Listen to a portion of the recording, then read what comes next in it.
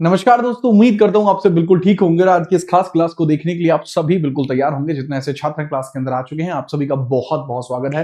फटाफट से मुझे बता दीजिए बिना किसी परेशानी के कि कैसे हैं आप लोग। क्लास को स्टार्ट होने में हल्का सा आपको लगा होगा डिले हुआ है, पर वास्तविकता में वो डिले नहीं था। दरअसल मैं आपको बस ये बताना चाह रहा था कि जब आप दरोगा बन जाएंगे उसके बाद कई बार ऐसा भी हो सकता है कि लोगों की समस्याओं को सुनने के लिए आपको धैर्य रखना पड़े। देखिए, आपकी ट्रेनिंग मैं अभी से शुरू करा दे रहा हूं, जिससे कि दरोगा बनने के बाद आपका जो भौकाल है वो अपनी टोली में, अपनी गली में, मोहल्ले में, अपने एसएचओ के सामने और इसके अलावा अपने डीएसपी के सामने, आपके एसपी के सामने आपका भौकाल बराबर बना रहे।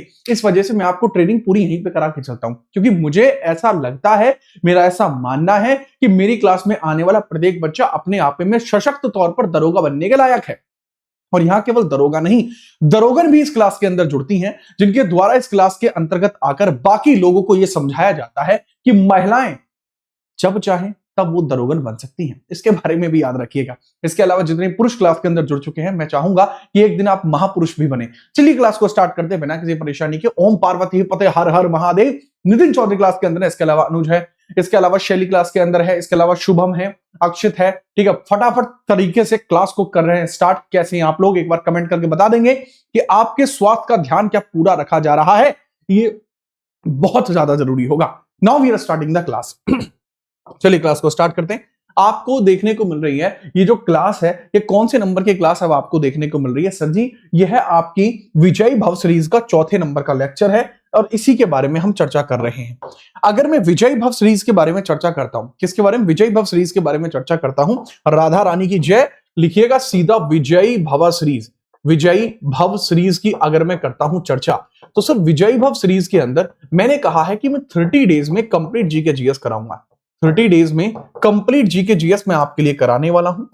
कंप्लीट जीके जीएस मैं आपके लिए कराने वाला हूं, जो टारगेट करेगी UPSI, UP police, home guard और इस प्रकार के सभी एग्जाम को। टारगेट किस किस को करेगी? UP police, UPSI, home guard और इस प्रकार के जितने भी एग्जाम आपको देखने को मिलते हैं, इंक्लूडिंग जीडी हुआ या रेलवे का कोई एग्जाम है या सीजीएल जैसे एग्जाम तक को भी ये टारगेट करेगी। हालांकि इनके लिए सेपरेट सीरीज भी हमारी चल रही होती है, जो आपको बेहतरीन तरीके से समझ में आती हैं। अगर मैं इसी के अंतर्गत और चर्चा को आगे बढ़ाऊं, तो मैं बता चुका हूं कि 10 डेज आपके लिए पॉलिटी के लिए पर्याप्त होंगे। इसके अलावा 10 दिन आपको देखने को मिल जाएंगे, 10 डेज आपको देखने को मिल जाएंगे जो हिस्ट्री के लिए पर्याप्त होंगे। इसके अलावा आपको 5 डेज देखने को मिल जाएंगे जियो के लिए, 5 डेज आपको देखने को मिल जाएंगे इको के लिए, तो ये चलेंगे। इसके अलावा आपकी स्टैटिक, यूपीजी के और करंट अफेयर भी आपकी यहीं पर पूरी होगी। करंट अफेयर्स, स्टैटिक और यूपीजी के भी आपकी यहीं पर कवर होगी। ठीक है, तो उसके लिए भी बढ़िया तरीके से तैयार रहना, बगैर किसी परेशानी के। माहौल को काटते हुए मैं आपके समक्ष आ चुका हूं। अगर आप तैयार हैं तो मुझे बता दीजिए, किसी प्रकार की कोई दिक्कत, समस्या, परेशानी तो आपको नहीं है। उन्नाव से प्रणाम कर रहे हैं, प्रणाम प्रणाम प्रणाम, आपका स्वीकार किया जाता है। स्टार्ट कर रहे हैं। आज की जो क्लास है वो किस प्रकार से है? टुडे क्लास टॉपिक आपको क्या देखने को मिलता है? टुडेज क्लास टॉपिक आपका क्या है? सर टुडेज क्लास टॉपिक हमारा है पंचायत। जो पंचायत आपको देखने को मिल जाती है, पंचायत आपका टॉपिक है। और पंचायत के साथ साथ आपका जो टॉपिक है वो है centre state relation. Centre state relation आपका टॉपिक है, जिसके बारे में हम चर्चा कर रहे हैं। तो बगैर परेशानी के इसके लिए भी आप रेडी रहिए और क्लास को एक बार लाइक करके बता दीजिए कि ये क्लास कोई आम क्लास नहीं, ये आपकी क्लास है। जिस तरीके से आपकी अदालत होती है उसी प्रकार से आपकी क्लास है। तो स्टार्ट कर रहे हैं क्लास को। भौकाल पूरा बना के रखना है आपको, जिससे कि कोई समस्या आ ही ना पाए। अच्छा, मैं एक बात आपको बताऊं, ठीक है, ये नहीं है कि सर प्रमोशन कर रहे हैं, कुछ ऐसी बात है। वीडियो क्वालिटी, ऑडियो क्वालिटी मेरे ख्याल से तो एकदम जबर क्वालिटी आपकी आ रही है, क्योंकि मैं अपने आप को यहां देखता हूं, काफी यहां पे बढ़िया लग रहा हूं कहीं ना कहीं, अगर देखा जाए तो। दूसरा, अगर आप इस सेक्शन में आते हैं, ये प्लेलिस्ट का सेक्शन है। प्लेलिस्ट के सेक्शन के अंतर्गत ये है विजयी भव सीरीज। पहली जो वीडियो हमारी आई, इस वीडियो के अंदर हमने कॉन्स्टिट्यूशनल एक्ट पढ़े, संविधान के फीचर्स पढ़े, पार्ट 1 पढ़ा, पार्ट 2 पढ़ा।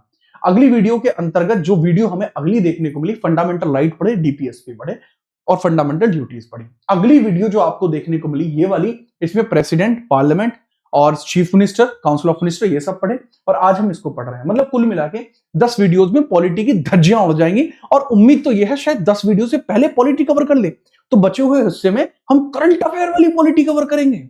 वो पॉलिटी जो करंट अफेयर आज तक ये कॉन्सेप्ट कोई सोच नहीं पाया है, वो चीज हम आपको यहां पर कवर करा देंगे, ठीक है।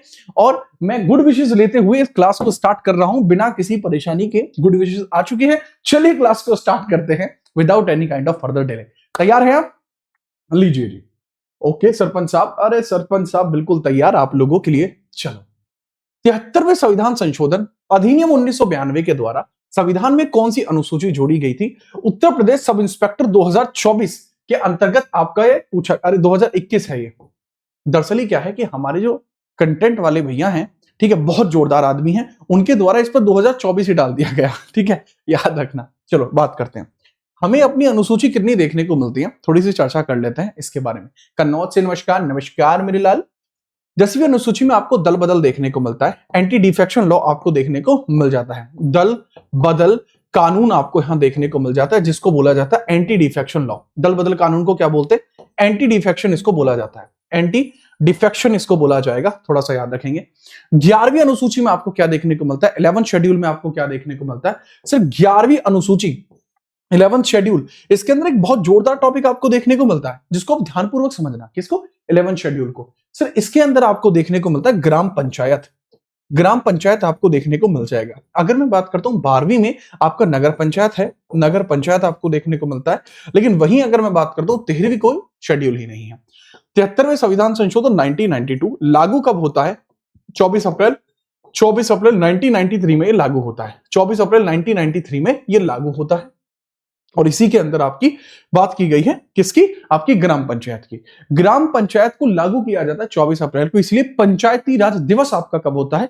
सर यह आपको 24 अप्रैल में ही देखने को मिलता है, पंचायती राज दिवस। पंचायती राज दिवस आपको यही देखने को मिल जाता है बगैर परेशानी। इसको भी थोड़ा सा याद रखेंगे, पंचायती राज दिवस इसी का आंसर होगा, ठीक है, याद रखेंगे। बढ़िया है, जोरदार है, ठीक है, शाबाश। आगे हम बात करते हैं, ठीक है।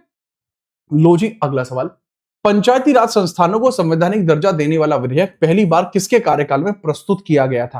पहली बार यह किसके कार्यकाल में प्रस्तुत किया गया था, इसके बारे में थोड़ी सी चर्चा करिए।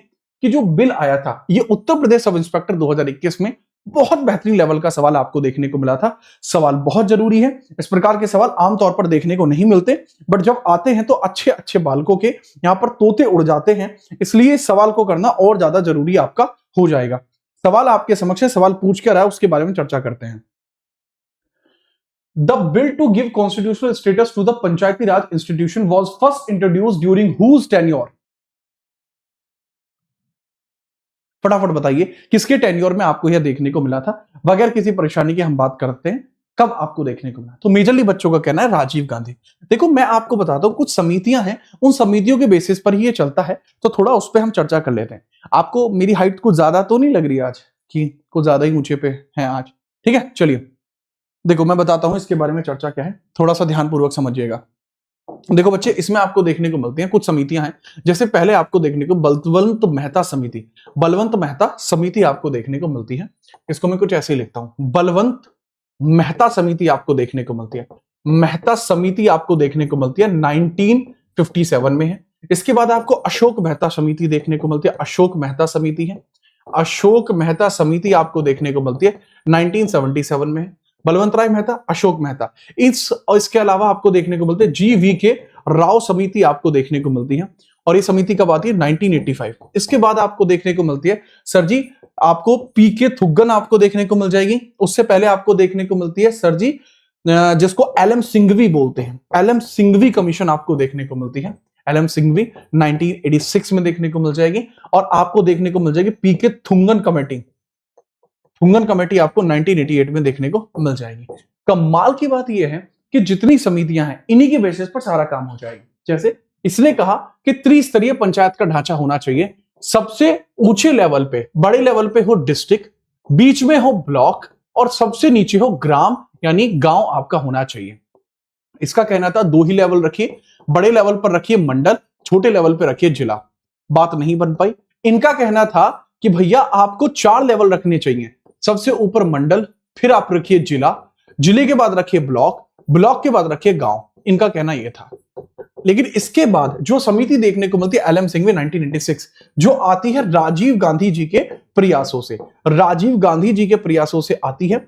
इस समिति का पता है क्या कहना है कि आप पंचायती राज को कॉन्स्टिट्यूशनल दर्जा दीजिए, ठीक है, कॉन्स्टिट्यूशनल दर्जा दीजिए, बिना परेशानी के, याद रखना, ठीक है। चलो, तो अब एल एम सिंघवी समिति का क्या कहना होता है कि आप कॉन्स्टिट्यूशनल दर्जा दे दें, किसको, पंचायती राज को, पहला। लेकिन ये सक्सेसफुल नहीं हो पाया। सक्सेसफुल कब हुआ था? सक्सेसफुल होता है 1988 वाला। इसके बाद आगे आपको देखने को मिलती है, ठीक है, कई सारी समितियां और भी हैं, ठीक है। चलिए, तो अगला सवाल यही है कि राजीव गांधी करेक्ट आंसर होगा। ये लीजिए अगला सवाल, निम्नलिखित में से कौन सा कथन सही नहीं है? Which of the following statement is not correct? Sub inspector 2017 के बारे में ये सवाल कर रहा है, इसका फटाफट से मुझे बताइए, ठीक है। चलो चलो चलो, आगे हम बात करते हैं बिना परेशानी के, ठीक है। कलर वगैरह सही लग रहा है ना? बहुत बढ़िया। बताओ बच्चे, तो मैंने आपसे पूछा, अरे लाइक काहे नहीं कर रहे हो बे? अरे लाइक वाइक करके रहो। चलिए, लाइक वगैरह करते रहिए, हम बढ़ रहे हैं आगे। सवाल आपके सामने है। सवाल आपसे कह क्या रहा है, सवाल के बारे में थोड़ा समझने का प्रयास भी करना।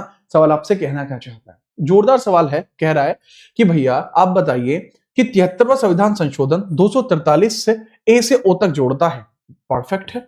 अनुसूचित क्षेत्रों पर 73वां संविधान संशोधन लागू होता है। पंचायतों का कार्यकाल 5 वर्ष है। राज्य वित्त आयोग की नियुक्ति अनिवार्य है। अगर मैं बात करता हूं अनुसूचित क्षेत्रों पर 73वां संविधान संशोधन लागू नहीं होता, स्टेटमेंट इसमें ये सही है, ठीक है। चलिए, इसमें सही स्टेटमेंट की अगर हम बात करें, मतलब आंसर ये सही है क्योंकि स्टेटमेंट करेक्ट नहीं है। ये जो 73वां संविधान संशोधन है, ये केवल और केवल पंचायती राज गांव के ऊपर यह लागू करता है, अतिरिक्त स्थानों पर लागू नहीं करता, ठीक है। चलिए, याद रखेंगे, बढ़िया तरीके से याद रखेंगे, बहुत बढ़िया। और क्लास के अंदर आपके अनुपम सैनी भी आ चुके हैं, बाकी बच्चे भी आ चुके हैं। अच्छा, कार्यकाल लिखा हुआ 243 के ई में। ओवरऑल अगर मैं बात करूं, 73वें संविधान संशोधन के द्वारा ही भाग 9 में आर्टिकल 243 ए से लेके ओ तक जोड़ा गया था, ठीक बात। ये सब इसी में यहां पे जोड़े गए हैं। आगे हम बात करते हैं, ठीक है। चलो चलो चलो, अभिमन्यु, चलिए क्लास को स्टार्ट करते हैं। अभिमन्यु, लीजिए, पैसा एक्ट किस वर्ष पारित हुआ था? पैसा एक्ट के बारे में पूछा जा रहा है, पैसा एक्ट के बारे में मुझे बताइए, ठीक है। चलिए, देखो, ग्राम सभा के अंतर्गत सुधार लाने के लिए पैसा एक्ट आपको देखने को मिला है। आपने सुना होगा, क्यों पैसा पैसा करती है तू, पैसे पे क्यों मरती है। ऐसा सरकारें कई बार ग्राम पंचायतों से कहती हैं कि तुम क्या पैसे मांगते रहते हो गांव वालों, क्यों गांव वाले हो, इतने पैसे क्यों मांगते हो। तो यहीं पर आपको देखने को मिलता है। तो आप मुझे बताएंगे पैसा एक्ट आपको किस लिए देखा गया था? सर, पैसा एक्ट किस लिए था, इसके बारे में थोड़ा सा आप मुझे बताएंगे, ये पैसा एक्ट आपके लिए किस लिए आया था? सर, जो पैसा एक्ट है दरअसल ये ग्राम पंचायतों में सुधार के लिए आया था। ग्राम पंचायतों में सुधार के लिए इसको लेकर आया गया था, ठीक है, याद रखना। और इसमें यह भी इंपॉर्टेंट ध्यान रखा गया था कि ट्राइब्स को, सबको, इन सभी को इसके अंदर मौका दिया जाना चाहिए। यह आपको 1996 में पैसा एक्ट देखने को मिलता है। इसकी फुल फॉर्म से रिलेटेड क्वेश्चन आगे बना हुआ है, ठीक बात है। चलो, बहुत बढ़िया। अगला सवाल है, अब यूपीपी कांस्टेबल 2014 का बेहतरीन सवाल आपको देखने को मिल रहा है। बताइए, निम्नलिखित में से कौन सी समिति ने पंचायती राज संस्थाओं के कार्यों की समीक्षा के लिए सामुदायिक विकास कार्यक्रम और राष्ट्र विस्तार सेवा की जांच करी है? इसके बारे में थोड़ा सा मुझे बताइए।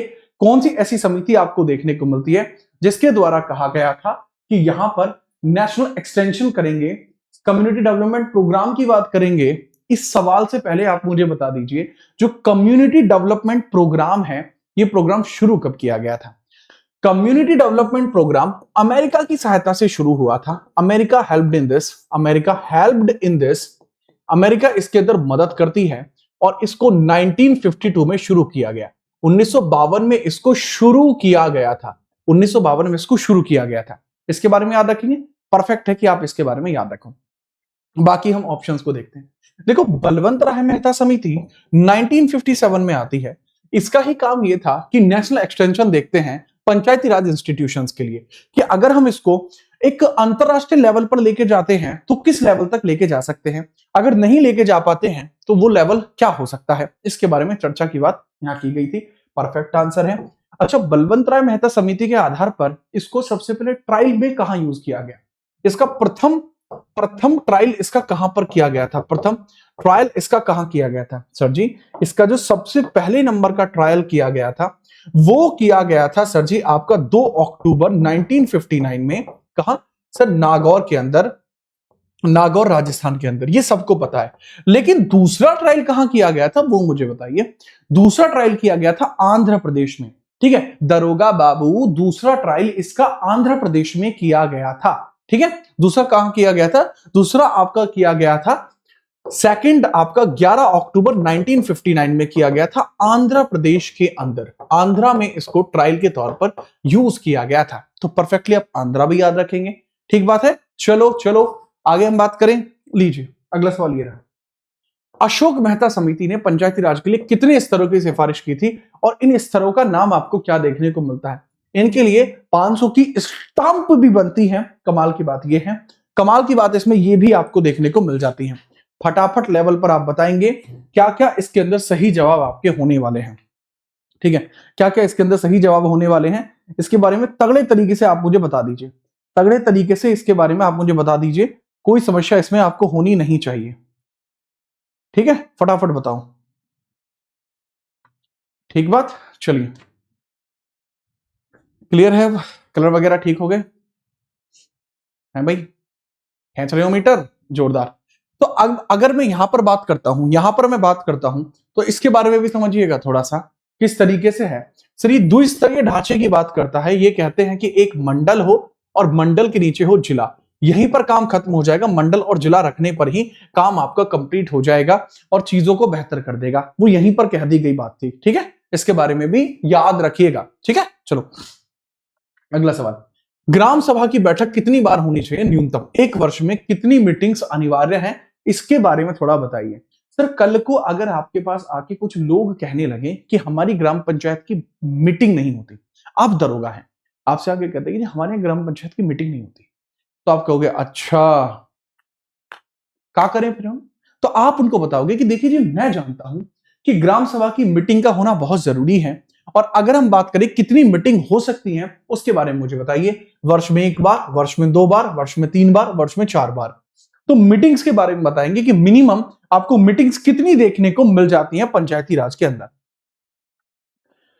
हाउ ऑफन शुड ग्राम सभा meetings be held in Uttar Pradesh? Uttar Pradesh ही बोल दिया मैंने। ठीक है फटाफट मुझे बताइए कितनी होनी चाहिए। ठीक है देखो लॉ स्पेसिफाई करता है कि मिनिमम 2 मीटिंग्स का होना जरूरी है, जिस तरीके से आपको संसद में देखने को मिलता है। 2 बार कंफर्म होना है कि वर्ष में 2 बार जरूर हो। ये कहां से लिया गया प्रावधान है? सर ये ब्रिटेन से लिया गया प्रावधान है। अगर मैं बात करूं आर्टिकल 85 के अंदर ही आपको संसदीय सत्र देखने को मिलते हैं। इसी में आपको संसदीय सत्र देखने को मिलते हैं, यानी पार्लियामेंट्री सेशन यही है। पार्लियामेंट्री सेशन आपको यहीं देखने को मिलते हैं और पार्लियामेंट्री सेशंस के माध्यम से हमें पता लगता है कि मिनिमम ट्वाइस अ ईयर आपका जरूर होना चाहिए। 2 वर्ष आपके जरूर होना चाहिए, ट्वाइस ए ईयर होना बहुत जरूरी है। यह चर्चा यहां पर की जाती है। ठीक है किसका? संसद का। क्योंकि मैक्सिमम गैप कितना बताया गया? 6 मंथ का मैक्सिमम गैप है। मैक्सिमम गैप की अगर मैं बात करूं, मैक्स गैप वो कितना हो सकता है? सर 6 मंथ का मैक्सिमम गैप आपका हो सकता है, याद रखेंगे। अगला सवाल ये रहा, निम्नलिखित में से किस राज्य में पंचायती राज प्रणाली लागू नहीं होती? कौन सा ऐसा क्षेत्र आपको देखने को मिलता है जहां पंचायती राज प्रणाली लागू नहीं होती? फटाफट बताइए। हाथीराम चौधरी को जानते हो आप? हाथीराम चौधरी याद है? सर मेरी आरटीआई ये है कि आपके समक्ष मुझे सब इंस्पेक्टर का बैच आपने कितने बच्चे पढ़ा रहे हैं प्लीज बताइए, क्योंकि रियली में दरोगा वहां से मिलेंगे। बहुत बहुत धन्यवाद। हमारे बैच में काफी सारे बच्चे हैं मुझसे दरोगा के लिए पढ़ने वाले बच्चे मेजरली हैं जो मुझसे पढ़े हैं। ठीक है और आपके लिए जीत राणा सुपरशीट भी लेके आऊंगा मैं अपने ही सभी छात्रों के लिए, वो मैं अपने ही टेलीग्राम पर डालूंगा।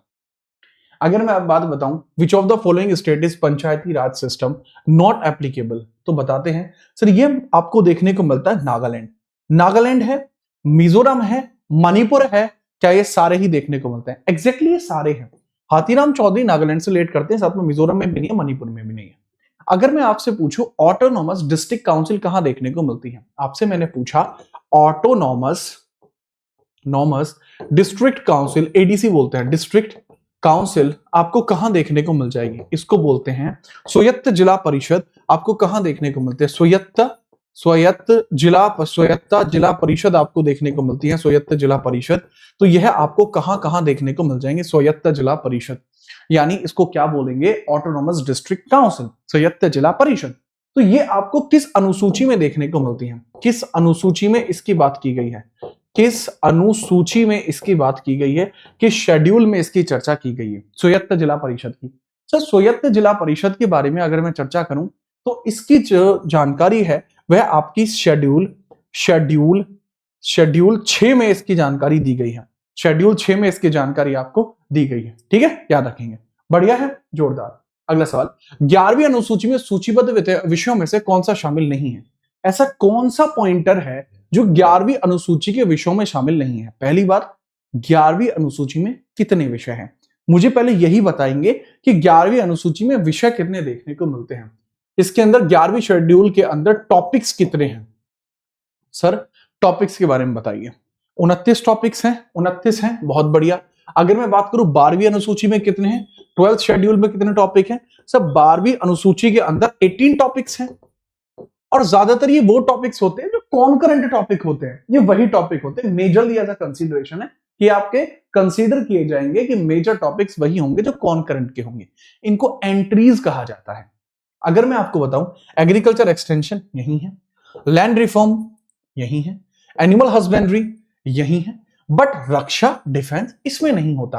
क्योंकि गांव में आपने कभी सैनिकों को तैनात देखा है? जैसे हमारा गांव है, क्या हमारे गांव के अंदर हमारे गांव की अलग पुलिस है? नहीं। डिफेंस की जरूरत क्या है पंचायत को? पंचायत में कौन सा हमला हो रहा है कि हाँ जी पड़ोस का जो हमारा गांव है उसने कह दी है कि गांव का अगर कोई भी दिख गया तो रॉकेट छोड़ दूंगा। कभी हुई है ऐसे कि पड़ोस के गांव के अंदर किसी ने गोला बारूद फेंका हो? नहीं होती। तो डिफेंस की जरूरत क्या है? चलिए आगे हम बात करते हैं। ठीक है, अगला सवाल ये रहा, जिला योजना समिति का गठन किस अनुच्छेद के तहत होता है? डिस्ट्रिक्ट प्लानिंग कमीशन, डीपीसी के बारे में बात की जा रही है। डीपीसी के बारे में मुझे बताइए, इसका जो गठन है वो किस आर्टिकल में आपको देखने को मिल जाएगा? ठीक है, डीपीसी के बारे में थोड़ा सा बताएंगे। सर अगर 243 वाई की बात करूं तो यह आपको म्युनिसिपलिटी का फाइनेंस कमीशन देखने को मिल जाएगा, यानी नगर पालिका का वित्त आयोग, नगर पालिका वित्त आयोग देखने को मिल जाएगा। नगर पालिका वित्त आयोग आपको देखने को मिल जाएगा, वित्त आयोग आपको देखने को मिल जाएगा। ZA नगर पालिका के चुनाव आपको देखने को मिल जाएंगे, नगर पालिका के चुनाव देखने को मिल जाएंगे। ठीक है, क्या है? नगर पालिका चुनाव, नगर पालिका के चुनाव आपको देखने को मिल जाएंगे, नगर पालिका के चुनाव आपको यहां देखने को मिल जाएंगे। ZD और ZB ये दो अब आपको बचे, मैंने आपके लिए चीजों को आसान कर दिया। तो अब आपके पास बचा 243 ZB, फिर आपके पास बचा 243 ZD। तो बहुत बढ़िया तरीके से अगर हम बात करते हैं तो अगर आप बात करेंगे 243 ZD के बारे में कि सर ZD किस लिए है, तो सीधे तौर पर आपको पता लगता है सर ये जो बात करता है, सर हर एक जिले में एक डिस्ट्रिक्ट प्लानिंग कमीशन होनी जरूरी है। ये ZD में लिखा हुआ है, ना कि ZB में। ZB में ऐसा नहीं है। 243S में क्या लिखा हुआ है? वार्ड्स के बारे में कि वार्ड जो होते हैं वो कैसे बनते हैं, 20 लाख से अधिक होने पे वार्ड का गठन होता है, जो यहां लिखा हुआ। और राम राम लल्ला आगे बढ़त रहे। जानी पंचायत की बैठक के लिए कोरम क्या होना चाहिए? पंचायत की बैठक के लिए कोरम कितना होना चाहिए? ये बहुत तगड़ा सवाल है। What is the quorum number for the panchayat UP constable 2018? अब देखो चौंक जाओगे, क्योंकि अगर यही कोरम मैं संसद में पूछता, अगर मैं पार्लियामेंट में कोरम पूछता, if I ask parliament quorum कितना होना चाहिए, पार्लियामेंट कोरम, अगर मैं पार्लियामेंट में कोरम पूछता तो लेवल ही अलग था। पार्लियामेंट में कोरम के बारे में पार्लियामेंट में कोरम पूछता तो वो था 10%, वो 10% आपको देखने को मिल रहा था, और इसको 1/10 भी कहा जा सकता है। ठीक है, तो ये था पार्लियामेंट का कोरम। ठीक है, ये कहां लिखा हुआ है? आर्टिकल 100 में लिखा हुआ है। This is written in article 100। साथ ही साथ इस प्रकार का कोरम आपको 189 में विधानसभा में भी देखने को मिलता है।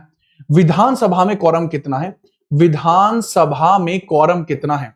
विधानसभा में कोरम आपको कितना देखने को मिल जाएगा? सर यह आर्टिकल 189 में लिखा हुआ है, और करेक्ट आंसर है वो भी 10% ही है। परंतु ये क्या है सर जी, ये तो आपका पंचायत है। तो पंचायत के अंदर कोरम की अगर मैं बात करता हूं, पंचायत के अंदर आपको कोरम क्या देखने को मिलता है?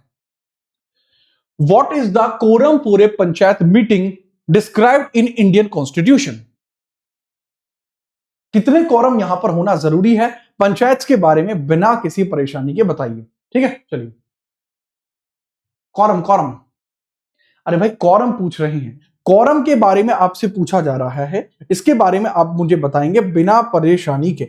बिना परेशानी के आप इसके बारे में चर्चा कर देंगे। ठीक है। लाइट ठीक है यार, मुझे तो ठीक लग रही है लाइट। 2 दिन से पीडीएफ नहीं है, पीडीएफ आपकी अभी आपकी डाल दी जाएगी। ठीक है, चलो फटाफट बताओ फटाफट। इसमें काहे टेंशन वाले रहे हो सर? मेरे गांव में ज्यादातर पुलिस विभाग में ही हैं, तो फोर्स की जरूरत ही नहीं पड़ती। अच्छा, आपके यहाँ ज्यादातर जो लोग हैं वो पुलिस विभाग में ही काम करते हैं। ठीक है, याद रखो। बहुत बढ़िया भैया, तुम्हारा तो लेवल हो गया। अच्छा, ये जब यूपी पुलिस कांस्टेबल के अंदर पूछा जाता है तो कई बार पूछा जाता है कि भाई इसके अंदर जो टर्म है वो किस तरीके से आपको देखने को मिले हैं। इसके अंदर जो टर्म है वो किस तरीके से आपको देखने को मिले हैं। ठीक है, चलो।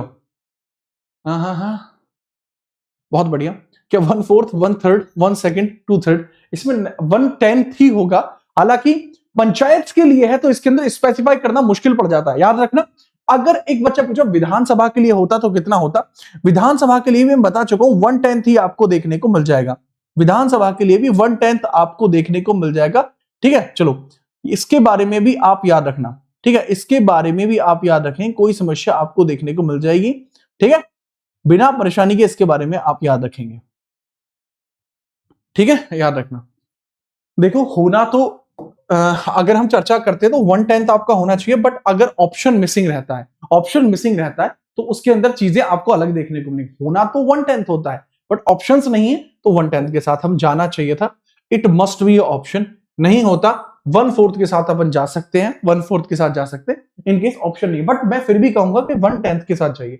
ये सही किया था आयोग ने, हालांकि बाद में इसको चैलेंज किया गया था, सबको सही नंबर मिले थे। ठीक है, सबको सही नंबर मिले थे। आगे नेक्स्ट है implementing recommendations of state finance commission mandatory for, बताइए। ठीक है, चलिए।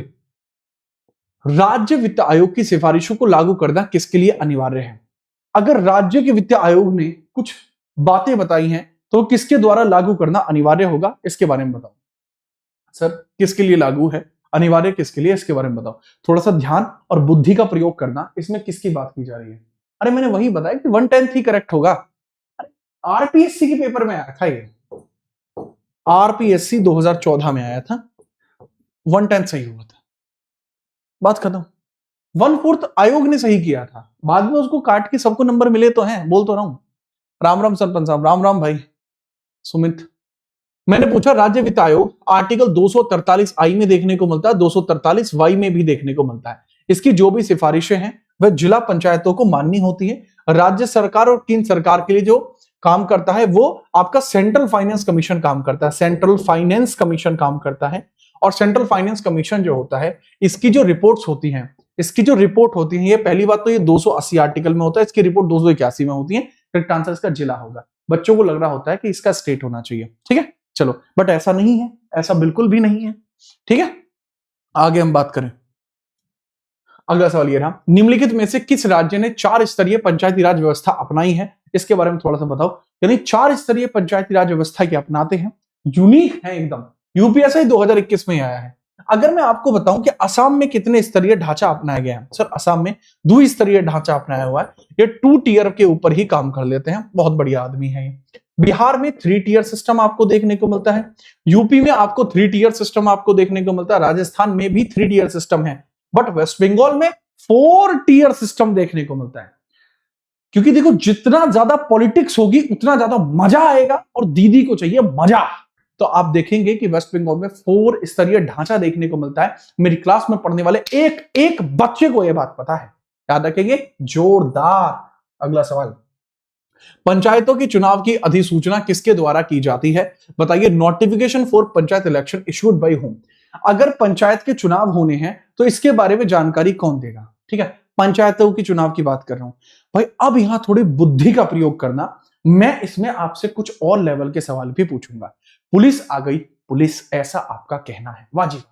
अगर मैं आपसे कहूं कि अधिसूचना, who will issue notice, who will issue notice, who will issue notice, अधिसूचना कौन जारी करेगा? Issue notice, who will issue notice, अधिसूचना किसके द्वारा जारी होगी? अधिसूचना किसके द्वारा, अधिसूचना किसके द्वारा जारी होगी? किसके द्वारा जारी होगी, ये मैंने आपसे पूछा। अधिसूचना किसके द्वारा जारी होगी? पहला पॉइंटर, अधिसूचना किसके द्वारा जारी होगी? पहला पॉइंटर अधिसूचना से पहले, दूसरा पॉइंटर अधिसूचना से पहले, पहला, तीसरा, चौथा। मैंने पूछा president election, president, vice president, ठीक है। फिर मैंने पूछा आपसे पार्लियामेंट, पार्लियामेंट के अंदर चुनाव चल रहे हैं सांसदों के। फिर मैंने आपसे पूछा विधानसभा यानी लेजिस्लेचर के चुनाव चल रहे हैं, हिंदी में भी लिख देता हूं, ठीक है। राष्ट्रपति का चुनाव चल रहा है, अधिसूचना कौन जारी करेगा? इसके अलावा उपराष्ट्रपति के चुनाव, अधिसूचना कौन जारी करेगा? सांसदों के चुनाव है, सांसदों के चुनाव है, सांसदों के चुनाव है, विधायकों के चुनाव है। तो इसके अंदर क्या होगा, कौन अधिसूचना जारी करेगा? अगर मैं करेक्ट लेवल पे आपको बात बताऊं, इन सभी केसेस के अंदर, इन सभी केसेस के अंदर जो अधिसूचना जारी करेगा वो आपका सेंट्रल इलेक्शन कमीशन करेगा। कौन करेगा? सेंट्रल इलेक्शन कमीशन ही करेगा।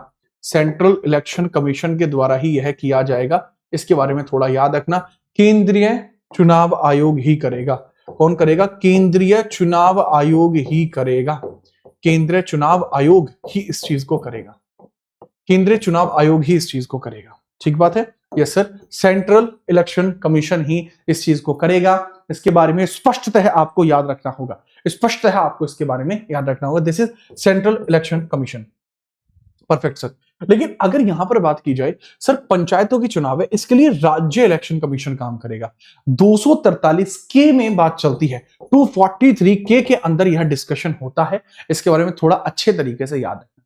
बहुत बढ़िया सवाल का जवाब ये दीजिए, यदि पंचायत भंग होती है तो चुनाव कितने समय के भीतर हो जाना चाहिए? इसके बारे में स्पेसिफिकेशन बताइए।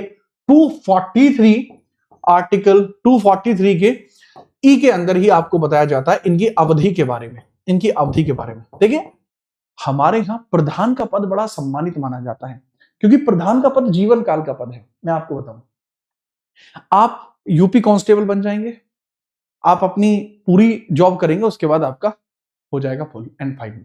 यूपीएसआई में भी आप एक समय तक फुल एंड फाइनल हो जाएगा। लेकिन जो प्रधान जी होते हैं, आय हाय, प्रधान जी होते हैं। प्रधान जी का ऑरा अनमैचेबल है, प्रधान जी का जलवा अनमैचेबल है। प्रधान जी मतलब प्रधान जी। जय जगन्नाथ। सवाल का जवाब बता दीजिए। 6 महीने का समय इसके अंदर रहता है, थोड़ा सा याद रखिएगा।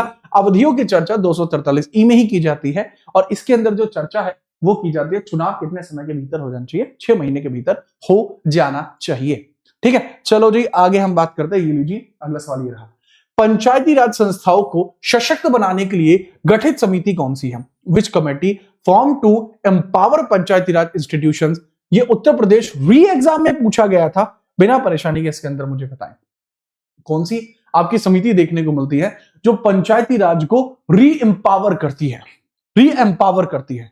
ठीक है, चलिए सर हम प्रधानमंत्री बनेंगे, ऐसा कहना है क्लास की एक छात्रा का। ठीक है, चलो बात करते हैं। सर राजमन्नार समिति, पीवी राजमन्नार समिति आपको देखने को मिलती है, राजमन्नार कमेटी। इसका काम था सेंटर स्टेट रिलेशंस को बेहतर स्तर पर आगे बढ़ाना। इसका काम केवल और केवल सेंटर स्टेट रिलेशन को आगे बढ़ाना था। बट एम्पावर करने के लिए, री एम्पावर करने के लिए जो समिति है वो आपको कौन सी देखने को मिलती है, इसके बारे में आपसे पूछा जा रहा है। आपको चर्चा भी उसी प्रकार से इसके अंतर्गत करनी होगी, इसके अंतर्गत उसी प्रकार से चर्चा करनी होगी। Which committee was formed to empower Panchayati Raj institutions? ठीक है, फटाफट इसके बारे में बात करते हैं, फटाफट इसके बारे में बात करते हैं। देखो, प्रारंभ में एलएम सिंघवी कमेटी देखने को मिलेगी, प्रारंभ में आपको देखने को मिलेगी एलएम सिंघवी कमेटी, बट बाद में आपको मल्लिकार्जुन कमेटी के बारे में देखने को मिलेगा जो इसी से रिलेट करेगी। ठीक है, मल्लिकार्जुन कमेटी। नेक्स्ट है आरजीपीएसए, राष्ट्रीय ग्राम स्वराज अभियान का उद्देश्य आपको क्या देखने को मिलता है, इसके बारे में थोड़ा सा बताइए। जो आपको देखने को मिलता है राष्ट्रीय ग्राम स्वराज अभियान, इसका ऑब्जेक्टिव इसका क्या देखने को मिलता है? सर क्या ये आपका जो डिजिटल इंडिया के लिए था? क्या डिजिटल इंडिया का प्रयास था? बिल्कुल नहीं, शेयर इंडिया के लिए थोड़ी था ये डिजिटल इंडिया के लिए तो हमने डिजिटल इंडिया प्रोग्राम अलग से लॉन्च किया है। दूसरा है क्या सैनिटाइजेशन है? स्वच्छ भारत मिशन फिर किस लिए होगा? नैपकिन खरीदने के लिए? क्या बात कर रहे हो? अगर हम बात करते क्या रूरल एम्प्लॉयमेंट के लिए था? क्या आपको इसमें पैसा मिलता है? कतई नहीं। पंचायतों को सशक्त बनाने के लिए इसको स्टार्ट किया गया था। याद रखना, ग्राम स्वराज अभियान योजना आपको देखने को मिलती है to empowerment strengthening the panchayat. अब एम्प्लॉयमेंट के लिए नहीं था, ये एम्प्लॉयमेंट के लिए नहीं था। ठीक है, चलिए अगला सवाल ये रहा, निम्नलिखित में से कौन सा कार्य ग्राम पंचायत का नहीं है? मतलब कुछ ऐसे कार्य हैं जो ग्राम पंचायत के देखने को आपको नहीं मिलते। भूमि राजस्व को संग्रह करना है, सड़कों का निर्माण, पेयजल की व्यवस्था करना है, जन्म मृत्यु का पंजीकरण करना, सड़कों का निर्माण, रोड कंस्ट्रक्शन। आय हाय हाय, आपको क्या क्या चीजें यहां देखने को मिल जाती हैं उसके बारे में थोड़ा सा बताइए। ग्राम पंचायत का कार्य क्या नहीं है इसके बारे में आप मुझे फिर बताइए। ठीक है, चलिए तो सर हम फिर डोनाल्ड ट्रंप बनेंगे। सर फॉर्म ईडब्ल्यूएस से भरे या फिर यूआर से? भाई जो आपकी कैटेगरी है आप उस कैटेगरी से भरिए। ये क्या मतलब हुआ है? ठीक है, दाऊ सब तो फिर अच्छा आप बनेंगे ठीक है अनुपम, इसके बारे में हम बात करते हैं। देखिए अगर हम इसके अंतर्गत चर्चा करते हैं, बर्थ डेथ रजिस्ट्रेशन यह एसडीएम पर निर्भर करता है, यह एसडीएम पर निर्भर करता है। यह देखो रोड कंस्ट्रक्शन के काम की हम बात करते हैं तो गांव में सड़कों का निर्माण होता है जो किया जाता है, बट बच्चा बर्थ और डेथ का जो रजिस्ट्रेशन है ये एसडीएम के द्वारा किया जाता है, सब डिस्ट्रिक्ट मजिस्ट्रेट के द्वारा किया जाता है, ना कि ग्राम पंचायत के द्वारा। थोड़ा सा इसमें याद रख लेना, ए वुड बी द आंसर। ठीक है, लीजिए अगला सवाल ये रहा, पंचायत के खातों का लेखा परीक्षा कौन करता है? इसके बारे में मुझे बताओ। क्या करता है? राज्य सरकार के द्वारा नियुक्त आपका जो है स्टेट गवर्नमेंट करती है, जिला कलेक्टर करता है, वित्त मंत्री करता है। तो आप मुझे बताइए, who audits the account of panchayat? Panchayat के अकाउंटों को ऑडिट किसके द्वारा किया जाता है इसके बारे में पूछा जा रहा है। Who audit the accounts of panchayats according Indian Constitution? कौन ऑडिट यहां पर करता है इसके बारे में मुझे बताइए। 243 जे में आपको यह देखने को मिलता है, 243 जे में आपको यह देखने को मिलता है, इनके कंस्ट्रक्शंस के बारे में 243 जे में आपको यह देखने को मिलता है, इसके बारे में आप याद रखेंगे। ठीक है, चलो कहां पे है?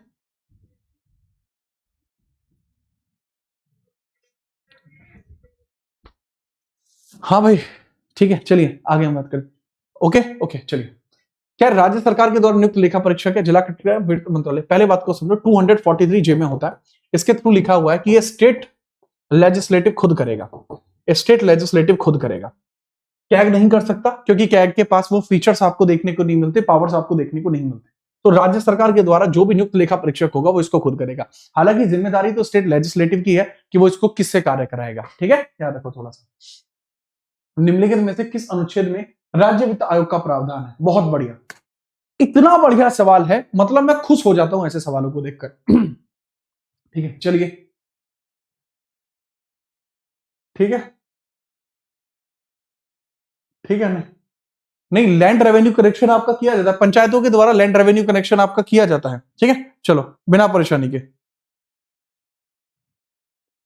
चलिए बात करते हैं इसके बारे में। 243 जी के अंदर है पावर्स ऑफ पंचायत की बात की जाती है, पावर्स ऑफ पंचायत की बात यहां पर की जाती है, पावर्स ऑफ पंचायत की बात यहां की जाती है। दूसरा 243 एच के अंदर क्या किया जाता है कि जिलों के मध्य और राज्यों के मध्य कर विभाजन की बात की जाती है। यहां कर विभाजन आपका होता है, कर विभाजन आपका यहां से होता है। नेक्स्ट आप देखेंगे यहां पर 243 आई, सर यही बात करता है इसके बारे में। जे के अंदर तो आपका क्या होता है, आपका रेवेन्यू कलेक्शन की बात की जाती है, याद रखेंगे। बढ़िया, 21वां सवाल, भारतीय संविधान की संघीय व्यवस्था का अर्धसंघीय किसने कहा था? किसने कहा कि India is quasi federal? India को क्वासी फेडरल किसके द्वारा किया जा रहा है, कहा जा रहा है, इसके बारे में जरूर बताइएगा कि इंडिया क्वासी फेडरल है। Who gave the statement that India is quasi federal? Who gave the statement that India is quasi federal? ये स्टेटमेंट किसका है कि इंडिया क्वासी फेडरल है? बिना परेशानी के मुझे बताइए। देखो यार ये सवाल बहुत बढ़िया है। ठीक है, जैसे सब लोगों का अपना अपना अलग अलग स्टेटमेंट है। जैसे डीडी बासु ने तो इस पे कोई बड़ा स्टेटमेंट नहीं दिया, ग्रैनविल ऑस्टिन ने दिया है। ठीक है, तो ग्रैनविल ऑस्टिन क्या कहते हैं, India is unitary but tilted toward federalism. इन्होंने कहा कि है तो ये यूनिटरी, एकात्मक है परंतु संघात्मक की तरफ ढलती हुई। ये कौन कहते हैं? ग्रैनवेल। रावटी कार्वे ने इसके ऊपर कोई बड़ा स्टेटमेंट नहीं दिया। केसी वियर ने यह स्टेटमेंट दिया था कि India quasi federal. Quasi federal का मतलब क्या होता है? हमारे यहाँ यूनिटरी एंड फेडरल दोनों ही प्रकार के स्वाद देखने को मिलते हैं कि इंडिया यूनिटरी भी है और इंडिया फेडरल भी है, इंडिया फेडरल भी है। यानी हमारे यहाँ एकात्मक सरकार भी है और हमारे यहाँ संघात्मक सरकार भी देखने को मिलती है। एकात्मक और संघात्मक दोनों प्रकार की सरकारें हमें यहाँ देखने को मिल जाती हैं। इसी की चर्चा क्वेश्चन 21 में की गई है। ठीक है, याद रखेंगे।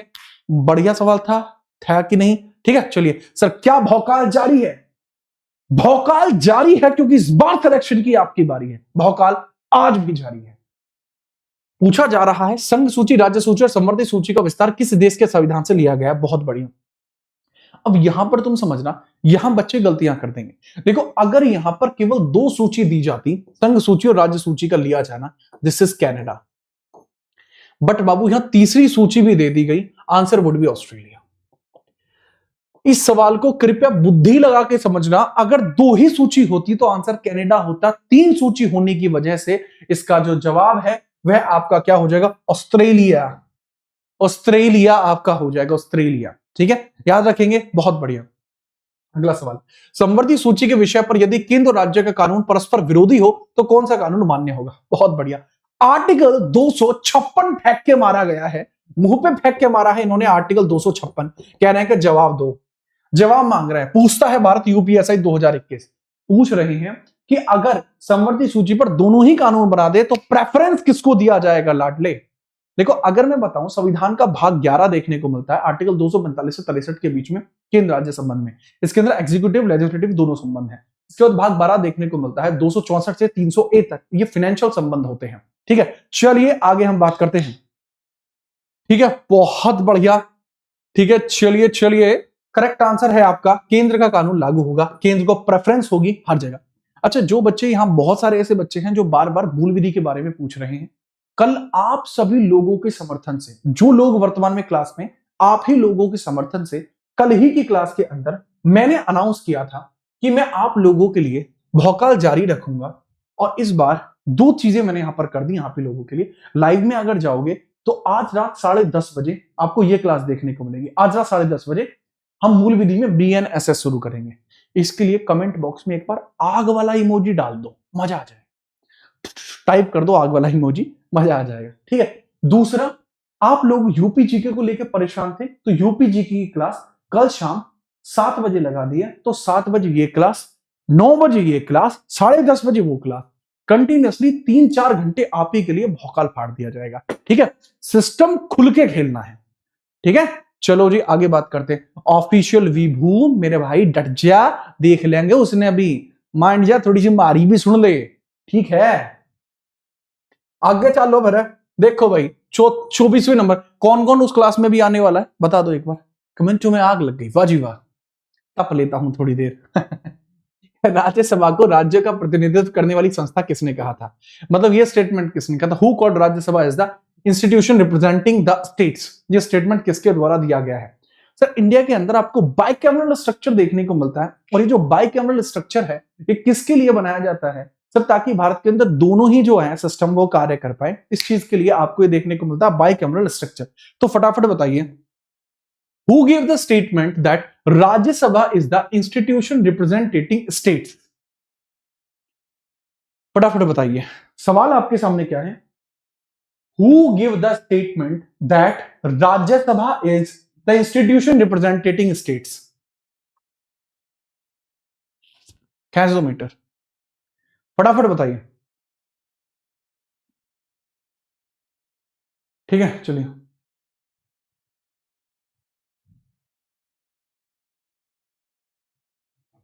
चलिए हम देखते हैं इसके अंदर करेक्ट आंसर के तौर पर कि स्टेटमेंट किसके द्वारा दिया जाएगा। सर, मेजर की अगर हम बात करते हैं, ये जो स्टेटमेंट है that is given by doctor Bhimrao Ambedkar. Doctor Bhimrao Ambedkar कहते हैं कि यह इंस्टीट्यूशन है जो राज्यों पर निर्भर करता है, राज्यों के बारे में चर्चा करता है। इसी के बारे में स्टेटमेंट आपको मेजर देखने को मिलता है। दूसरा स्टेटमेंट इसमें यह भी देखने को मिलता है, राज्य के अंतर्गत कई बार यह भी स्टेटमेंट दिया जाएगा कि राज्यसभा ना केवल ऐसा इंस्टीट्यूशन है जो स्टेट को रिप्रेजेंट करता है, बल्कि ये ऐसा भी इंस्टीट्यूशन है जिसके अंतर्गत आपको यूपीएससी की क्षमताएं देखने को मिलती हैं। यूपीएससी की क्षमताएं भी आपको देखने को मिलती हैं। नहीं, इसमें नहीं आएगा। That is not doctor Bhimrao Ambedkar, that is not doctor Bhimrao Ambedkar. नहीं, काइंडली मेक अमेंडमेंट। ये डॉक्टर भीमराव अंबेडकर के द्वारा नहीं किया गया। डॉक्टर भीमराव अंबेडकर ने नहीं कहा था, कृपया करके इसमें थोड़ा चेंज कर लेना। That was not Bhimrao Ambedkar, that is Jawaharlal Nehru. Statement मुझे से गलत हो गया था। नेक्स्ट है अनुच्छेद 356 राष्ट्रपति शासन की समीक्षा किस आयोग ने की थी? कौन सा ऐसा आयोग है जिसके द्वारा समीक्षा की जाती है राष्ट्रपति शासन की? ठीक है, ये सवाल हमारी तरफ से बने हुए हैं इसलिए क्वेश्चन टफ है। क्वेश्चन हमने बनाए हैं इसलिए क्वेश्चन टफ है। ठीक है, याद रखेंगे। ठीक है, पाकिस्तान का एक नया बॉलर था मोहम्मद आरिफ। पहले आप इसी की, अच्छा बहुत बढ़िया, तगड़ा काम है। Which commission reviewed article 356 president rule? Commission बताइए जिसके द्वारा इसके बारे में चीजें की जाती हैं, फटाफट बताओ। देखो, एक समिति आती है, ठीक है, जिसको सरकारिया कमीशन कहा जाता है। 1983 में आती है और 87 में ये अपनी रिपोर्ट को सबमिट कराती है। रिपोर्ट को सबमिट कराती है। वही सरकारिया आयोग है जिसके जो अध्यक्ष है वो रंजीत सिंह सरकारिया थे। परफेक्ट आंसर आपको देखने को मिलता है रंजीत सिंह सरकारिया वाली 1983 में आती है, 87 में ये आपकी यहां पर आपको देखने को मिलती है, विद रिपोर्ट देखने को मिलती है। करेक्ट आंसर आपका ये। ठीक है, आगे हम बात करते हैं। अगला सवाल ये रहा, सरकारी आयोग की प्रमुख सिफारिश क्या थी? ये लीजिए, हटो बचो। सरकारी आयोग की प्रमुख सिफारिश आपकी क्या देखने को मिलती है? अनुच्छेद 356 का दुरुपयोग ना हो, राज्यपाल की भूमिका बढ़े, राज्यों की अधिक शक्तियां आपको देखने को मिले, ठीक है, और 356 हटाया जाए। पहली बात तो इसने कभी ये नहीं कहा 356 का मिसयूज नहीं होना चाहिए। हाँ जी, इन्होंने ये कहा था। राज्यों को अधिक शक्तियां कभी इन्होंने नहीं कहा। राज्यपाल की भूमिका बढ़े, बिल्कुल नहीं। उन्होंने कहा था इसका दुरुपयोग ना हो। सरकारी कमीशन ने यह भी कहा था राज्यपाल की नियुक्ति गैर पक्षपात पूर्ण होनी चाहिए। क्यों भाई? इन्होंने यह भी कहा था, सरकारी आयोगों ने यह भी कहा था कि राज्यपाल मस्ट बी अपॉइंटेड, राज्यपाल must be appointed, must be appointed unbiased, must be appointed unbiased, कि यह अनबायस्ड तरीके से अपॉइंट भी होने चाहिए। ये must be appointed unbiased, unbiased तरीके से इनकी नियुक्ति भी होनी चाहिए। इसके बारे में भी यहां पर चर्चा की गई थी। ठीक है, थोड़ा सा यहां पर भी याद रखेंगे, अनबायस्ड तरीके से। अगला सवाल है, पुंछी आयोग किससे संबंधित था? पुंछी कमीशन रिलेट करता है, वो किससे रिलेट करता है? पुंछी आयोग। सर, पुंछी आयोग के बारे में अगर हम बात करते हैं किस चीज से रिलेट करता है, तगड़े लेवल पर इसके बारे में बताइए। सर, पुंछी आयोग की बात करता हूं। सर, ये सेंट्रल स्टेट रिलेशन से रिलेट करता है और इसके जो हेड है वो है मदन मोहन पुंछी। मदन मोहन पुंछी देखने को मिल जाएंगे। मदन मोहन पुंछी आपको देखने को मिल जाएंगे जो हेड है। 2007 में समिति बनती है और इसका कहना यही था, केंद्र और राज्य के मध्य बड़ा प्यारा संबंध होना चाहिए। करेक्ट है, खुल के खेलोगे, जोरदार। आगे हम बात करते हैं, राज्यपाल की नियुक्ति किस अनुच्छेद के तहत होती है? यूपीएसआई 2021। हालांकि यह सवाल रिपीटेड है बट ये सेंट्रल स्टेट रिलेशन में आता है। करंट बहुत जल्दी स्टार्ट आपकी होने वाली है। विदाउट एनी फर्दर डिले आगे हम बात करते हैं। ठीक है, खैचोमीटर, खैचोमीटर खैचो। ठीक है, चलिए अगर हम बात करते हैं इसी के बारे में, ये आपको आर्टिकल 155 में देखने को मिलती है। 156 में राज्यपाल का कार्यकाल, 154 में आपको देखने को मिलता है कि राज्य की कार्यपालिका का जो प्रमुख होता है वह आपका राज्यपाल ही आपको देखने को मिलता है। और 153 में बताया गया है राज्यपाल के पद के बारे में। ठीक है, चलिए आगे हम बात करते हैं। अंतरराज्य परिषद, इंटर स्टेट काउंसिल का गठन किस अनुच्छेद के तहत होता है? किस वर्ष होता है? इसका अध्यक्ष कौन होता है? इसकी नियुक्ति कौन कर सकता है? अध्यक्ष कौन होता है? और इसके अंदर इसके सदस्यों की नियुक्ति कौन कर सकता है? सदस्यों की नियुक्ति कौन कर सकता है? कितने सदस्य होते हैं? इसके बारे में फटाफट बता दीजिए। कितने सदस्य आपको देखने को मिलते हैं इंटर स्टेट काउंसिल के अंदर? सब प्रत्येक राज्य के अंदर जो भी प्रमुख होते हैं वो सब आपको यहां देखने को मिलते हैं। ठीक है, चलो अगर मैं बात बताऊं, सर यह बनता है 1990 में। करेक्ट आंसर है 263 में। 262 में जो अंतरराष्ट्रीय इंटरनेशनल वाटर ट्रीटीज होती हैं, जैसे आपको देखने को मिलता है सिंधु घाटी समझौता, 262 में आएगा। अगला सवाल है, अब इसका अध्यक्ष कौन होता है? हमेशा पीएम होता है। प्रथम अध्यक्ष जो इसके चुने गए थे विश्वनाथ प्रताप सिंह आपके चुने गए थे। याद रखेंगे कि नहीं? बहुत बढ़िया। अगर हम बात करते हैं सदस्यों की नियुक्ति प्रेसिडेंट पर निर्भर करती है। ठीक है, इसके बारे में भी तगड़े तरीके से याद रखना। अगला सवाल, अंतरराज्य परिषद की अध्यक्षता कौन करता है? जस्ट अभी बता के हटाऊं, प्रधानमंत्री इसका अध्यक्ष होता है। खुल के खेलो। अखिल भारतीय सेवाओं का सृजन किस अनुच्छेद के तहत किया जाता है? All India services created under which article? All India services देखो ऑल इंडिया सर्विसेज जो होती हैं इनके बारे में थोड़ी सी हम बात करते हैं, ठीक है। चलिए सर रेलवे का कब करवाओगे, एक बच्चा कह रहा है रेलवे को, बेटा रेलवे का अब मैं सिर्फ कराऊंगा नहीं, रेलवे का लेवल में वो बना दूंगा कि आप खुद कहेंगे कि रेलवे मतलब जीत राणा सर। हो सकता है कि आप मुझे नाम भी दे दें, तेजस एक्सप्रेस, आप मुझे वंदे भारत भी कह सकते हैं, हो सकता है कि आप मुझे शताब्दी एक्सप्रेस कह दें, डुमराव एक्सप्रेस कह दें, हालदा एक्सप्रेस कह दें, क्यों लेवल है, क्योंकि जब पढ़ाया जाता है तो वो जो पेपर में आता है, समझ रहे हो, एग्जामिनर उसी एक्सप्रेस पर बैठकर आपके लिए एक्सप्रेस सवाल बनाए। खुश हैं?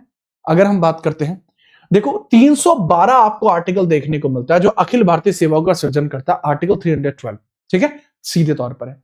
अगर इसमें कोई भी संशोधन करना पड़ता है तो राज्यसभा में प्रेफरेंस इसको दिया जाता है, यानी राज्यसभा के पास प्रेफरेंस है इसी के अंतर्गत, तो थोड़ा इसके बारे में भी आप थोड़ा सा याद रखें।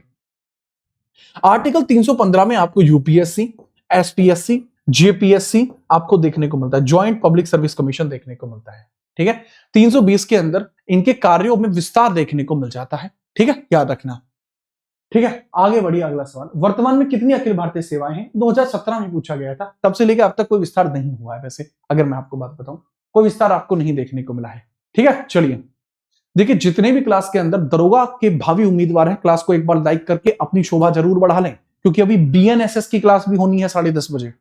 करेक्ट सवाल है, 3 ही होती हैं, IAS, IPS, IFOS, IAS, IPS और आईएफओएस अब भी आपको देखने को मिलती है, फॉरेस्ट है, कृपया करके थोड़ा दिमाग लगा लेना। ये शुरुआती तौर पर नहीं थी, 1966 में इसको जोड़ा गया था, आईपीएस 1948 में जोड़ी जाती है, जबकि आईएएस शुरुआती तौर पर यहीं पर देखने को मिल जाती है। दूसरी आपसे विशेष, आपसे को मैं सुझाव देता हूं, रात में आप वस्त्र ना धोएं, क्योंकि सर्दी हो जाती है भाई, ठीक है। आगे हम बात करते हैं, सर सिपाही लाइक करें दाऊ साहब की क्लास को, ठीक है। दरोगा का ऑर्डर है, अनुपम दरोगा बन चुके हैं लग रहा है, सीधा दरोगा के भेष में ही बोल रहे हैं, ठीक है, याद रखिएगा। और अगर आप कपड़े धो भी लेते हैं तो आप कुछ गर्म खाना खाएं, जैसे आप चाय पी सकते हैं या फिर आप गर्म खाना खा सकते हैं, बढ़िया रहेगा। आगे हम बात करते हैं, अगला सवाल ये रहा कंप्यूटर स्क्रीन पर, ये देखिए कंप्यूटर जी, राज्य के राज्यपाल को हटाने की शक्ति किसके पास है, इसके बारे में आप थोड़ा सा बताइएगा। सर आप इतने एनर्जेटिक कैसे रहते हैं, मैंने बताया तो था मेरा ध्यान रखा जा रहा है। चलिए, अगर मैंने आपसे पूछा और जो ठीक है, ओके, मैंने पूछा राज्यपाल को हटाने की शक्ति किसके पास है, राज्य के राज्यपाल को हटाने की शक्ति किसके पास है, sir who has the power to remove a state governor, sir यह शक्ति केवल और केवल अपने राष्ट्रपति जी के पास है, जो रिमूवल इनका कर सकते हैं, ठीक है, इनके बारे में आप याद रखना। नेक्स्ट है, अगला सवाल है, अनुच्छेद 355 के तहत केंद्र का क्या कर्तव्य है, सर केंद्र कर्तव्य राज्य को बाह्य आक्रमण और आंतरिक अशांति से बचाना। देखो जी, सेंटर की ये ड्यूटी है कि वो अपने राज्य को बचाए, पता लग रही है कि असम के ऊपर कल को बांग्लादेश अटैक कर दे तो असम को बचाने की कसम किसने खाई है, सर सेंट्रल गवर्नमेंट ने खाई है, ठीक है। आगे हम बात करते हैं, अगला सवाल ये रहा, बिना परेशानी के 356 के तहत राष्ट्रपति शासन की घोषणा किसकी रिपोर्ट पर होती है, राज्यपाल। अब देखो ये जो पावर है यह आपकी डिस्क्रिमिनेटरी पावर है राज्यपाल की, कि अपने विवेक के आधार पर अगर उसको लगता है कि शासन संवैधानिक नहीं है तो वो अपने विवेक के आधार पर राष्ट्रपति को लेटर भेज सकता है। बात आई समझ में, ये विवेक शक्ति के तौर पर आपको देखने को मिलती है। 35वें सवाल का आंसर बी होगा। SR Bommai versus union of India 1994 का जो केस है ये किससे रिलेट करता है? पंकज सरोज नाम के छात्र के द्वारा सुपर चैट आती हुई जिसके अंदर धनराशि 20 रुपए रखी गई थी। अब मैं सच बताऊं तो समोसे भी आज की डेट में 24 का आ रहा है, ठीक है, जहां तक मुझे याद है। बहुत बढ़िया। अगर हम बात करते हैं, जो आपको केस देखने को मिलता है एसआर बोमरई, जो केस है ये किस चीज से था, रिलेट किससे कर रहा था? जय हिंद सर। अच्छा, पंकज नाम का जो बच्चा है, मैं आपको बताऊं, जब मैं एक संस्थान को छोड़ के दूसरे संस्थान पर आया तो पंकज ने बहुत क्रिटिसिज्म किया था एक टाइम पर। तो पंकज हर क्लास में कहता था कि सर शेड्यूल 10 शेड्यूल 10 शेड्यूल 10 कहता था, आई नो दिस, ठीक है। तो पंकज, लेकिन उसके बाद पंकज डटा रहा क्लास में, कारण क्या था? कंटेंट। तो हम अपने कंटेंट के लिए जाने जाते हैं और आगे भी हम अपने कंटेंट के लिए जाने जाते रहेंगे, ठीक है, बड़े लेवल पर, ठीक है, याद रखना। ठीक है याद रखें। पंकज अच्छा छात्र है, रेगुलर पढ़ने आता है, ठीक है। अगर हम बात करते हैं इसके अंतर्गत, यह आपकी प्रेसिडेंट रूल से रिलेटेड रिपोर्ट आपको देखने को मिलती है। बॉम्बे केस था, ऐसा बॉम्बे केस था, इसके अंदर था मिसयूज ऑफ जो आपका प्रेसिडेंट रूल है, प्रेसिडेंट रूल में मिसयूज होने से बचाने के लिए आपको ये देखने को मिला था। अगला सवाल ये रहा, जर्नल काउंसिल का परिषद की स्थापना किस वर्ष होती है? Journal council were established in which year? UPP operator, computer operator 2016। इसके अंदर आता है जर्नल काउंसिल। जर्नल काउंसिल के हेड कौन होते हैं? होम मिनिस्टर ही हमेशा ही जर्नल काउंसिल के हेड आपको देखने को मिलते हैं। Journal councils were established in which year? Journal council established in which year? अच्छा वो आकाश था, अच्छा आकाश था वो, ओफो कोई बात नहीं, ठीक है। अच्छा देखो इसके बारे में अगर मैं बताऊं, जोनल काउंसिल का जो एक्ट आता है वो 1956 में आता है। स्थापना 1900, यार स्थापना हुई थी इसकी 1997 में, मुझे अच्छे से याद है, बहुत छोटा था मैं उस समय, लेकिन एक्ट 1956 में आता है। ऑप्शन अवेलेबल ना होने की वजह से मैं 56 लिख रहा हूं, ऑप्शन अवेलेबल ना होने की वजह से मैं इसमें 56 लिख रहा हूं, अन्यथा मैं इसके अंदर इसको नहीं लिखने वाला था, ठीक है। सीधे तौर पर हम बात करते हैं, मैं 56 मुझे लिखना पड़ रहा है, वैसे होना चाहिए था इसके अंदर 57, मैं बता रहा हूं होना चाहिए था 57, बट ऑप्शन ना होने की वजह से मैं 56 के साथ जा रहा हूं, क्योंकि जिस वर्ष एक्ट आया था, ठीक है। चलो क्लास के अंदर एक बच्चा देख रहा है जिसको मिल रहा है, जिसका नाम है संतोष कुमार, जिनका कहना है कि वो दरोगा बनेंगे। अद्भुत। बाकी लोग यहाँ मूंगफली छीलने नहीं आए, वो भी दरोगा ही बनेंगे। इस क्लास में मैं एक ऐसा सेशन लेना चाहता हूं कि सभी प्रेजेंट लाइव बच्चे दरोगा हों, दरोगा सेशन लेना चाहता हूं मैं। ये लीजिए अगला सवाल, भारत में कितनी आंचलिक परिषद हैं? जोनल काउंसिल्स कितनी आपको देखने को मिलती हैं? How many zonal councils are there in India? सवाल बढ़िया है। How many zonal councils are there in India? How many zonal councils are there in India?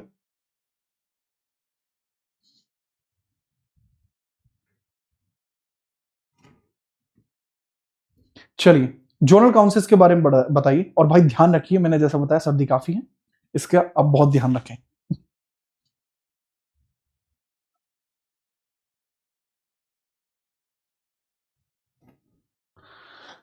चलो बताइए कितनी आंचलिक परिषद हैं? तो ज्यादातर बच्चे 4 कह रहे हैं, करेक्ट आंसर है, ठीक है। चलिए करेक्ट आंसर है आपके 6 आपको देखने को मिल जाएगा 6, ठीक है, याद रखिए। नेक्स्ट है, राज्य सूची का कौन सा विषय आपातकाल में संघ सूची में आ जाता है? ऐसे कौन से विषय हैं जो आ जाते हैं बिना किसी परेशानी? केवल कानून व्यवस्था का सभी विषय, केवल वित्तीय विषय? सर जो लॉ एंड ऑर्डर के होते हैं, फाइनेंशियल सब्जेक्ट्स होते हैं, मेजरली सभी विषय आपके जो होते हैं, राज्य सूची का कौन सा विषय आपातकाल में संघ सूची में आता है? मेजरली विषय आपके संघ सूची में आ जाते हैं। सभी विषय के ऊपर कानून बनाए जा सकते हैं, सभी विषय के ऊपर कानून बनाए जा सकते हैं, ठीक है। चलो अगला सवाल, अनुच्छेद 249 के तहत राज्यसभा क्या कर सकती है? What can Rajya Sabha can do under article 249? Rajya Sabha क्या कर सकती है? राज्य सूची के विषय को संघ सूची में स्थानांतरित कर सकती है, राष्ट्रपति को हटाना, संविधान संशोधन करना, प्रधानमंत्री की नियुक्ति करना। सर अगर हम बात करते हैं राज्य सूची के विषय को संघ सूची में स्थानांतरित कर सकती है, यह जलवा है आपका किसका? राज्यसभा का। ऑलमोस्ट ऑल आ जाते हैं, बहुत बढ़िया, ठीक है। चलिए ठीक है, चलिए चलिए चलिए आगे हम बढ़े, बहुत बढ़िया। लीजिए अगला सवाल, अनुच्छेद 262 के बारे में पूछा जा रहा है, अनुच्छेद 262 के बारे में आपसे पूछा जा रहा है, आप बताइए किससे संबंधित है? आर्टिकल 262, मैंने आपको बताया था अंतर इंटरस्टेट रिवर वाटर डिस्प्यूट आपको देखने को मिलते हैं, जो 262 में आपका आता है। याद रखेंगे, याद रखेंगे कि नहीं रखेंगे? बहुत बढ़िया ठीक है, आगे हम देखें, ये रखिए, ये लीजिए अगला सवाल, राष्ट्रीय विकास परिषद एनडीसी का गठन का होता है, नेशनल डेवलपमेंट काउंसिल 1952 में आता है। एनडीसी इसका काम क्या होता है? पंचवर्षीय योजनाओं पर अंतिम कार्यवाही देना, पंचवर्षीय योजनाओं पर अंतिम स्वीकृति देना, योजनाओं पर अंतिम स्वीकृति देना। लाइक करो फटाफट से क्लास को, अंतिम स्वीकृति देना, ठीक है, याद रखिएगा। क्लास में लाइक कब नहीं होनी चाहिए, ठीक है। यूं तो झुकाने में मुझे लगे हैं लोग सारे, ठीक है, क्योंकि अभी भी क्लास के अंदर हैं यूपीएसआई के दरोगा कुंवारे क्या राइम हुआ है ठीक है। चलिए अगर हम बात करें, अगला सवाल यह है, योजना आयोग को किसने प्रतिस्थापित कर दिया? नीति आयोग ने योजना आयोग को प्रतिस्थापित कर दिया। योजना आयोग वैसे तो बना था आपका 15 मार्च 1950 में, लेकिन अगर हम बात करते हैं इसको ट्रांसफर कर दिया, इसको रिप्लेस कर दिया जाता है, डिस्प्लेस कर दिया जाता है 2015 में नीति आयोग के द्वारा, ठीक बात है। ठीक बात है, आगे हम बात करते हैं। अगला सवाल ये रहा, वित्त आयोग की नियुक्ति किस अनुच्छेद के तहत होती है? फाइनेंस कमीशन 280 आर्टिकल में देखने को मिलता है। राज्यों के मध्य टैक्सेशन का डिवाइड हो जाना आपको देखने को मिलता है 275 के अंतर्गत। अगला सवाल है, वित्त आयोग का कार्यकाल कितना होता है? जो वित्त आयोग होता है, फाइनेंशियल कमीशन आपको देखने को मिलता है, इसी के बारे में पूछा जा रहा है। फाइनेंशियल कमीशन का टेन्योर कितना होता है? 5 इयर्स का टेन्योर आपको फाइनेंस कमीशन का देखने को मिलता है। 280 में ऐसा लिखा हुआ है, बहुत ही बढ़िया तरीके से आप यादन रखी, ठीक है, इसके बारे में आपको टेंशन ना हो। आगे हम बात करते हैं। अगला सवाल है, 15वें वित्त आयोग के अध्यक्ष कौन थे? एन.के. सिंह हैं। लेकिन अगर मैं पूछता हूं, सवाल आपसे आ सकता है 16वें वित्त आयोग के कौन है? आपके अरविंद पनगड़िया हैं। अरविंद पनगड़िया आपको देखने को मिलते हैं। अरविंद पनगड़िया आपको देखने को मिलते हैं। पनगड़िया आपको देखने को मिलते हैं, अरविंद पनगड़िया 16वें वित्त आयोग में आपको देखने को मिल जाएंगे। टेन्योर है 26 से 31, 2026 से 2031। अगला सवाल है, जीएसटी परिषद की स्थापना किस संशोधन के थ्रू हुई थी? 101वें संविधान संशोधन के द्वारा जीएसटी परिषद आर्टिकल 279 में आपको देखने को मिलता है। इसके अंदर सदस्य कितने होते हैं? सदस्य आपको देखने को मिलते हैं, इसके अंदर 33 सदस्य आपको देखने को मिलते हैं। अध्यक्ष होती हैं हमारी फाइनेंस मिनिस्टर, ठीक है। अध्यक्ष कौन है? फाइनेंस मिनिस्टर आपके अध्यक्ष हैं। अध्यक्ष की बात करता हूं तो वो हमारे फाइनेंस मिनिस्टर ही इसमें अध्यक्ष देखने को मिलते हैं। फाइनेंस मिनिस्टर ही हमें इसमें अध्यक्ष देखने को मिल जाएंगे, ठीक बात है, बहुत बढ़िया। 48वां सवाल, जीएसटी परिषद की अध्यक्षता कौन करता है? जस्ट बताया है, करेक्ट आंसर हमारे जो वित्त मंत्री होते हैं। अगला सवाल है, राज्यों को दी जाने वाली सहायता अनुदान किस आर्टिकल में है? मैंने बताया था ग्रांट इन एड जो स्टेट को होती है वो 275 में बताई गई है। Grant in aid, grant in aid आपको कहां देखने को मिलती है? 275 में ग्रांट इन एड आपको देखने को मिलती है। परफेक्ट है, याद रखोगे, मजा बानी। ये रहा 50वां सवाल, अनुच्छेद 268 किससे संबंधित है? इसके बारे में बताइए। 268 किस चीज से रिलेट करता है? यह आपका होमवर्क क्वेश्चन है, आपको बताना होगा कि भैया 268 किस चीज से रिलेट करता है। बताने वाले बच्चे को तत्काल प्रभाव से दरोगा घोषित कर दिया जाएगा, मतलब तुरंत दरोगा, मतलब दरोगा ही हो जी, तुरंत दरोगा बन जाओगे। अब आपसे मुलाकात कब होगी? कल होगी, फिर होगी। यूपीएससी की क्लास का कल का टॉपिक आप समझ लीजिए। कल हम क्या पढ़ने वाले हैं? इंपोर्टेंट कमीशंस पढ़ने वाले हैं। कुछ इंपोर्टेंट कमीशंस होंगे जिसको हम पढ़ेंगे। अब याद रखना, कल मुलाकात होगी इस वाली क्लास में, विजयी भव क्लास में। लेकिन विजयी भव क्लास से पहले अभी आपसे मुलाकात होगी किस क्लास में? यही जो क्लास 10:30 बजे होने वाली है, मूल विधि BNSS की क्लास है, जो आपकी अभी होने वाली है। फटाफट जाके इसको भी लाइक कर लेना। पहले थ्योरी पढ़ाऊंगा, फिर इसकी प्रैक्टिस कराऊंगा, आज ही कराऊंगा। अभी आपकी क्लास शुरू होने वाली है, 9 मिनट 36 सेकंड है। खाना पीना दाना कर लीजिए। किसी को कॉल वॉल करनी है, कॉल करके 5 मिनट में फ्री होकर फटाफट आ जाओ। कॉल करके उनसे कह दीजिए कि आज तो दरोगा बनने में बिजी हूं, कल तुम्हें जिप्सी में लेने आऊंगा। ये कह दो आप उनसे। हाँ, कल तो नहीं जा सकते पर कह देना बाद में जिप्सी में लेने आऊंगा, क्योंकि कल जिप्सी में लेने गए तो पुलिस वाले गैर जाएंगे, दिक्कत हो जाएगी। ठीक है, चलिए। सिर्फ दरोगा बनने के बाद दाढ़ी कटवाना जरूरी है क्या? हाँ, ऑन ड्यूटी आपको दाढ़ी कटवानी पड़ेगी। तो फटाफट इसको लाइक कर लीजिए, और साथ में यूपी जीके के लिए जितने बच्चे एक्साइटेड हैं तब तक आप इस क्लास को भी लाइक कर देना। माहौल काट के रखना एक तरफा, ठीक है, याद रखना। और जो बच्चे एसएससी की तैयारी कर रहे हैं, इस वीडियो के नीचे एसएससी जरूर लिख देना। अभी आपसे मुलाकात ठीक 9 मिनट बाद हम दूसरे लेक्चर में कर रहे हैं, पहले ही लाइक कर देना सबके सब, ठीक है। जय हिंद, वंदे मातरम।